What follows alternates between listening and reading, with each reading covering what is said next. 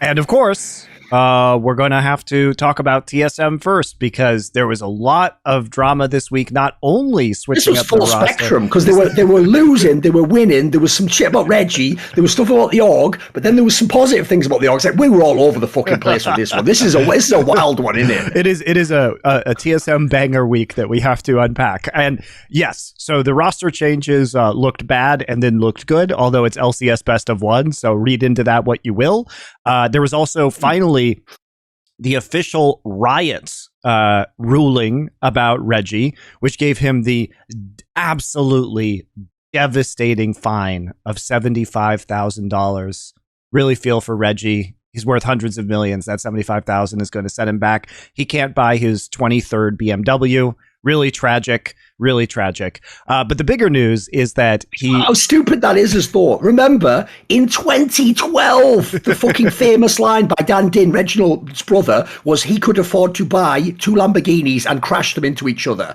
Right? Spoiler riot, that cost more than $75,000. Like, I don't know if you thought this one through. So, yeah, the joke with that, if people don't realise, is that is the ultimate riot punishment. Because what I love about this, Monty, is a quick sidebar is, this is how politics works. If you don't know, I'll give you an example. Do you remember it was a few years ago where fucking Elon Musk and Tesla got into some sort of like securities issue with like the fucking SEC, and they gave them a fucking fine, Monty, $20 million. But do you want to know how the world works? That's so that me and you read that exactly. And go, well, 20 million, so much, fucking hell. What you don't know is this. I've looked into these stories. Here's how it always works. It'll be like you pay 20 million as the fine, but you'll have made like 200 million off the deal. Like, that's how the world works. And the joke is, that's what Reggie's done. They've let this fucker for 10 years do all this shit that they knew about, and in doing so, they've allowed him to accrue a fucking media empire so that he's getting $100 million sponsorships. His company's being valued at hundreds of millions, and then when they finally have to do something, they go, well,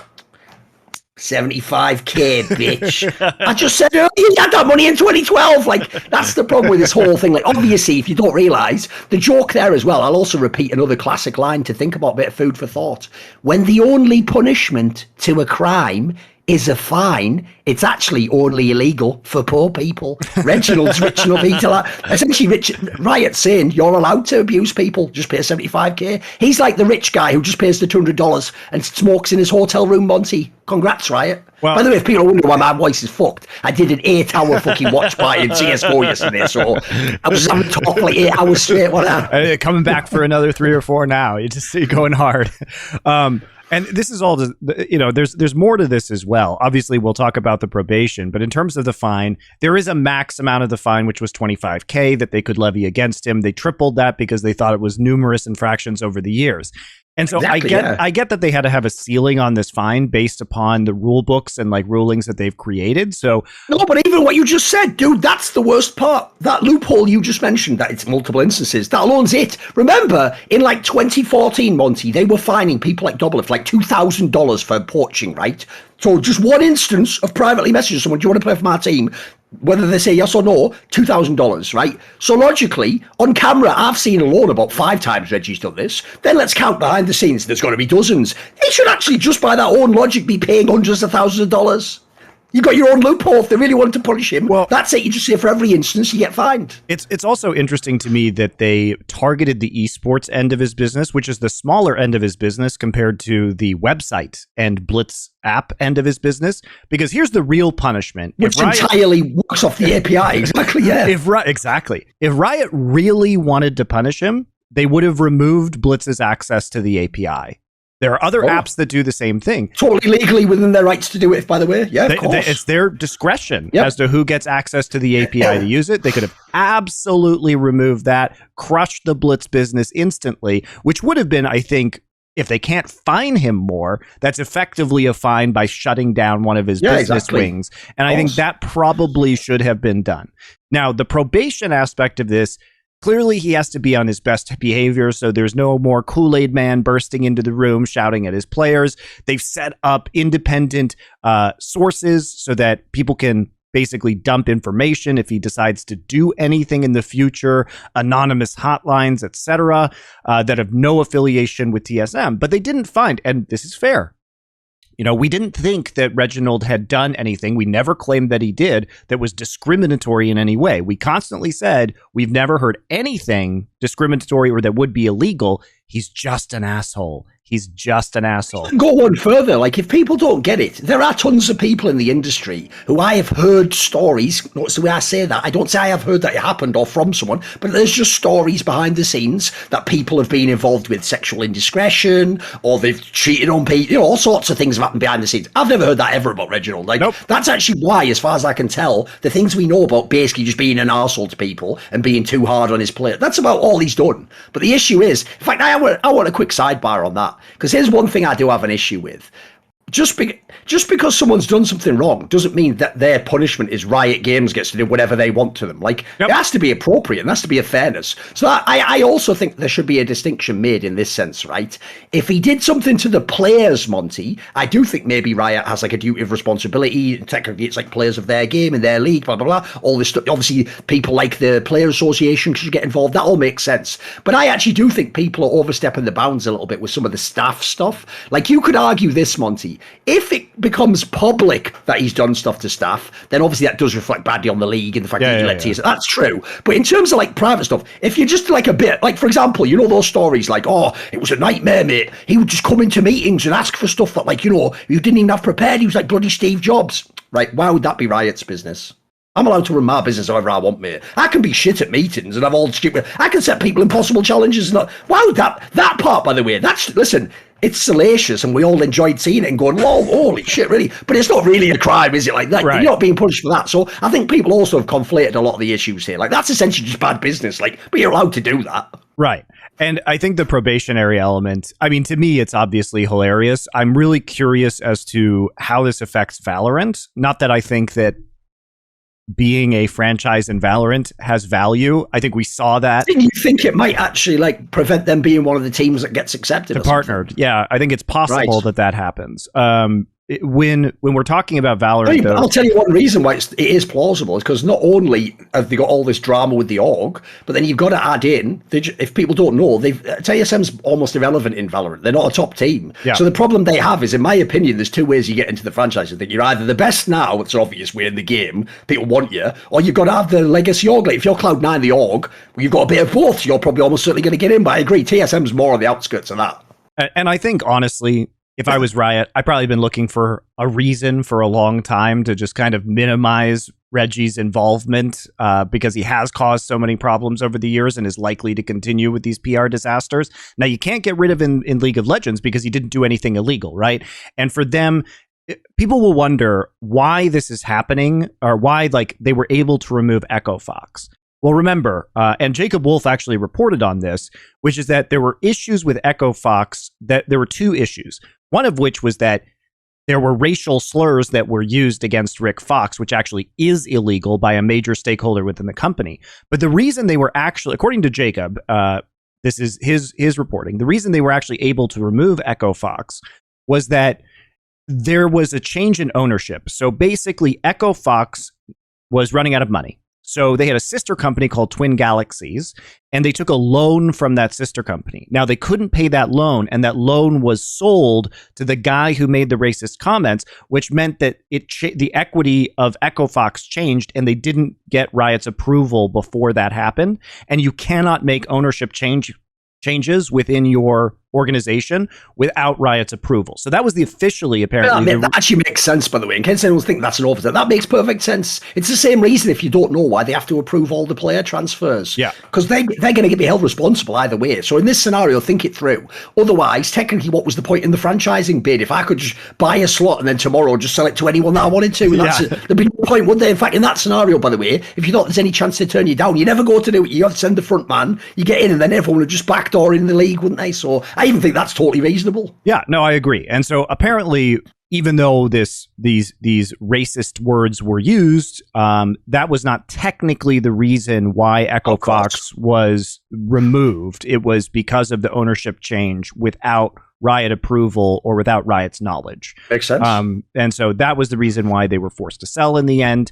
I'm sure, like, I'm sure that was convenient, because had it happened without the drama and the racist emails, it would be hard. Then I don't think it would have happened. So I think it was convenient for Riot that there were all these things happening at once, which allowed them to remove them. But considering Reggie hasn't done anything illegal, it would be really difficult, I think, legally to make an argument to remove his franchising. Basically, you've nailed a key point as well, Monty. That's what makes people care in esports. I learned this a long time ago, and when I say this, you're all going to just go, no, you didn't. You made that up, retcon. That's why I made my persona like this. What I learned was this, Monty. People don't give a fuck about actual reasons. They care about drama. They love drama. Everyone's obsessed with drama. It's the number one thing that perks people's fucking eyes or ears up and lets them start looking and searching and taking the juicy fucking back and forth online. So what I learned is this. People don't actually care, for example, about, like, do you work with Saudi Arabia? They don't care about the ethical concerns. But I tell you what, if there's some drama, like, but you said you wouldn't work with them, or you implied it, or you once attacked someone, now there's an angle where you can get people to care. That's the human element that'll draw them in. So I agree with you. The real reason people care about this is all the shit with, like, Reggie and like I said, like the stuff in that Washington Post article, like he was coming into meetings terrorizing us. That's dramatic. That's like some out of a TV show. So everyone cares then, but the actual substance of what you get the person on is nothing to do with it. It's nothing sexy. It's like you say, it's like, is there a reason, like, in the rules or whatever? Because here's one thing I want to say that I think people are going to really misunderstand. I don't want TSM to get kicked out of LCS. You know that question we've been asked a million times, like, and technically, what if it gets activated? Could they remove them? Why would anyone want TSM removed? Riot don't want them removed. No. The other teams shouldn't want them removed. I don't want them removed. Here's what I want, and it's the most logical thing Riot could do. Just get Reginald and tell him either you are just an ambassador, so you just make silly tweets but you don't have any, like, operational control, or in general in League and Valorant, just appoint someone else to run it, basically, and then you just own it. Because here's the thing people are not going to understand. Even if TSM's League of Legends team isn't that good, you cannot replace an org with that level of tenure in League of Legends. You cannot create a fan base from scratch with a new org that's going to have the TSM fan base. You can't create the legacy of what Bjergsen did and Double F did. Like, you actually want that in your league. You would be a fool to kick it out. That way, if you don't get the analogy, this would be like if you took an org. So I'll pick, like, a random one here, right? Let's say KT Rolster. So it's not like the number one, but it's a pretty extended one. Imagine kicking KT Rolster out of LCK because they suck now. You would ruin the history of your own league. It would be stupid to do it. Yep. So actually, all I want is just essentially resolve the stupid issue. I don't want TSM out of fucking LCS. That would just be bad for everyone. I mean, and also, I think, like I said, even if it would be funny, obviously, the real punishment would be to hamstring his other businesses by removing his access to the League API and saying, hey, you can stay in here, but we don't want your other business wings interacting with our game, which I think would be fair if you don't like this company's business practices. Question for you about that, actually. And it's completely up to their discretion, right? As you say, I'll even go one further, Monty. It's not just that they don't remove his API access. Here's the riddle for you. I want to see your thoughts on this. You know, when TSM go out there, as they've done many times, as Lena's fucking leaned into, and they do that thing where they brag, like, we're one of the only esports companies that make money. Why did Riot never go, maybe I should be charging you a fee for this API access? I've never understood that, Monty. Maybe they do. I actually don't know. Because in every other area, they do that. Of course they do. If Riot ever sees there's a fucking pipeline of money going across their land, they're getting in the way of it. So I'm amazed that isn't a bigger thing, you know, like a war for sort of rights, as it were. They may. I actually don't know how the API access to these apps work. I mean, these companies are really big. OPGG is just fucking bought OGN. Like, these companies wouldn't exist without this API. Yep. Fans don't get it. Like, they would be in big shit tomorrow if they had to manually count all that shit. Like, it'd be over their business. Oh no, you couldn't do it because you have to have access for players to use the Blitz app because it has to hook up to their live games, right? So no, it'd be a disaster. So yeah, I mean, I don't know why they didn't do that. There probably are reasons, whether it's a contract where, in fact, you may be right, Thorin, they are paying Riot and Riot can't breach the contract because of what happened. Again, because nothing illegal happened. Yep. That's certainly a possibility. But what I do find is that the probation is hilarious. And if Riot chooses to partner TSM, which, by the way, they don't have to at all. There are plenty of better teams. There are plenty of teams that want to get involved with this. as a sidebar, as I said earlier, actually every NA esports org pretty much is trying to get into Valorant, and there's probably going to be 10 slots. So like the joke is there's already like 20 or 30 that like 20 are going to get kicked out immediately. Yeah. And TSM, by the way, can continue to operate a team in the space. They just don't get the subsidies because what the Valorant partnership is they don't want to. Riot is trying not to repeat the franchising mistakes where people pay them and then they don't run real rosters, and then you have all these garbage teams in your league. What they're doing is they're keeping an open ecosystem, but they're going to prop up their partner teams by paying them some money instead to help them be good, right? To help that basically it's comparable to what we do in CSGO, essentially, with like the Louvre agreement and stuff. You get a red and share the stickers if you make the major. Yeah. So I actually like this system in Valorant. I actually like it because it keeps good teams in the game and like keeps them around so that you have the storylines. And if they start to suck or don't spend money, then they go away. You take away their partnership. It's a lot easier, right? You have to have certain performance standards, and you're helping them achieve these goals without them just sitting on a spot in the league like a dragon in a mountain on top of a pile of gold, forever hoarding it, right? And never coming out or doing anything to affect the world or the ecosystem around it. So I'm in favor of this. Now, I do think that is Valorant the right game to do this with? Probably not. I mean, by the way, when I was watching the major, I watched Tarek switch over from Valorant and take 100K viewers over to a CSGO major, or not major, Cologne, technically not a major. All right, okay. The Cologne co-stream, right? So towards the end of the actual best of 5 that was happening between FaZe and Na'Vi, which was very hype, he actually took all of his viewers and moved them over to CSGO. And I'm like, you can't build an esports infrastructure where 70% of your viewership comes for co-streamers that's going to hop to a bigger, more popular event. Plus, you can sell a sponsorship for that if the number can just drop like that, yeah. Or you just pay Tarek. I don't know. And by the way, you know what's sad? Do Valorant and do CSGO instead when the new version of CSGO allegedly drops in August. That's what I can't believe hasn't happened. That is what I can't believe. You know, famously, the best example ever of this was Apex Legends. Do you remember this? When Apex Legends launched, they just got people like Shroud, Ninja, and they just paid them on the launch week to just blew it. And so for that 1 week, everyone remembers it blew up. And for 1 week, everyone had those shit discussions like, is it going to overtake Fortnite? Is it, they did all that shit. Is it the future of esports? But it wasn't. It was just a cynical marketing campaign, right? This is also why you cannot run these esports like this, Monty. Imagine someone did that maliciously. Imagine because VCT in Valorant was going on at the same time as IM. Imagine some CS entity just behind the scenes had already paid these guys, and they were like, right, here's what I want you to do. As an exercise, I want you to go onto the Valorant thing, run your watch party, build the viewership up, and then at a certain time, like I'll do it like Joker style or like Batman, like I'm going to tell you all at a certain trigger, and everyone, all 5 of you, just switch over quickly to CSGO, and suddenly the charts go like... like, mate, that would, for real, if you showed that to sponsors, that would be like the fucking end of esports, almost like, what are we even paying for here? Like, what is that? Well, like, that would be so alarming to people. It would be the end of esports where co-streaming is the majority viewership. This is why the Valorant esports is such an unstable ecosystem, guys. Yes. Either they're going to have to pay Tarek and Shroud $1 trillion in order to continue to stream their tournaments, which... maybe it's worth it to them, but I think it's hard to sell sponsors in that kind of ecosystem. So it's going to be rough, guys. Meanwhile, as I understand it, here's a little nugget for you guys who care about the business of esports. I hear Riot is shitting themselves behind the scenes right now because of all the rumors of the new version of CSGO on the Source 2 engine, which is allegedly going to come out in August. And they are trying to rush these partnerships as fast as they can. They were whipping the teams to apply really quickly because they are very suspicious about Valve, because as soon as that new version of CSGO gets dropped, guess what? All your fun old streamers that are old CSGO pros, guess where they're going back? They're going right back to CS. Then who's going to watch your Valorant streams? Because 70% of your viewership is done by co-streamers and not people who actually want to watch the official stream. So it's gonna be interesting towards the end of this year, guys, if the new version of CS drops. Also, I have a feeling that as people get older, they'll move away from weeb CS into real CS, and it'll be a lot more attractive. So we'll see if Valve's new shiny thing comes out later this year. But back to some League of Legends. So on the probation angle, I do think this is an excuse for them not to partner him, at least at the start, within their ecosystem of Valorant as some sort of punishment. We'll see if they actually carry through with that. Just as a side note, I think the probation is hilarious because this is actually the worst punishment that you can give Reginald. Like, his personality is such, there is no amount of money that he has that is going to fill the bottomless void that is his soul.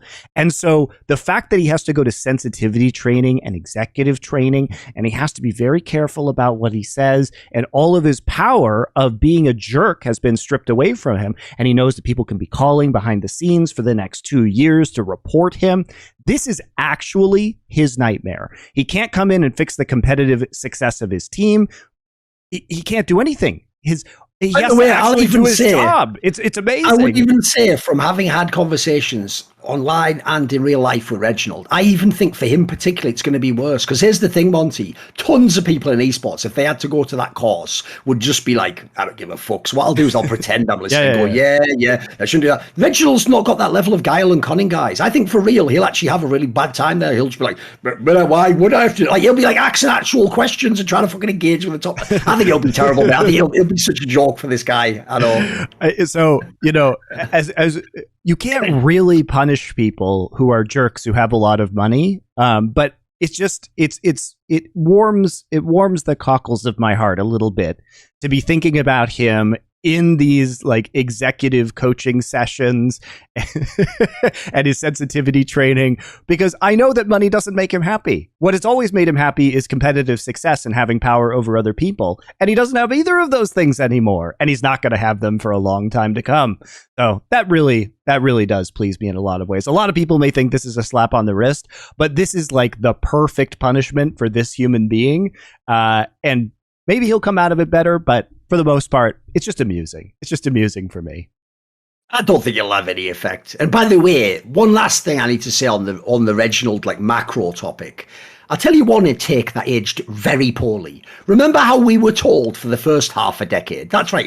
It's lasted a decade, guys, this shit. You propped someone up for 1 decade and lied about me and Monty and lied and said insults to us for a decade when you were completely factually wrong in every sense. But even worse than that, you also gaslit us for 10 years that because he was whatever, he was X age, now he is X age plus 2 years, plus 4 years, plus 5. You just literally, here's what they always do, Monty. They take a random person in esports and they make it sound like them sitting and playing even more League of Legends was actually them getting cast away like the fucking Tom Hanks movie for years and years on an island where they reflect on life and have growth and become a different person. And suddenly they come out of it and Doublelift's like a genius shot caller all over the place. Lena's like fucking business. Fucking sell. Greed is good. Like they're just fucking all the masters. They crap. In reality, Reginald's still just a fucking moron from League of Legends popping in like the cooler man. What are you doing? Why are you building those boots? You should. Why haven't you even got Oracle support? Always buy oracles. Like that, he's always been like that. The joke is, by the way, if I had to pick 2 people in League of Legends who've experienced the least fucking human growth, Doublelift and Reginald might be top of my fucking list. The joke is they couldn't have just stepped out of a time machine from 2012. All that's changed is the fucking appearance is slightly aged. That's about it. I mean, I do. But sure, Doublelift has aged. He looks identical, doesn't he? Just his haircut just changed. If you took Doublelift and put his face in the center like those images and just did a million photos, I bet it's just the same face identically with haircuts and jerseys changing and just different women coming in and out and Travis just appearing 1,000 like times. Muscles getting bigger as fall. Yeah, there you go. That's true. He did work out. I guess he did work out. That's true. He actually got fairly swole, to be fair. Actually, he put in some effort, it's not like he doesn't have discipline, right? Clearly, you have to have discipline to play at his level for that number of years, and he certainly did apply himself in the gym as well. Want to see more cool, funny, interesting clips based on topics from my content? Well, subscribe to this channel then, or, be a pleb and don't.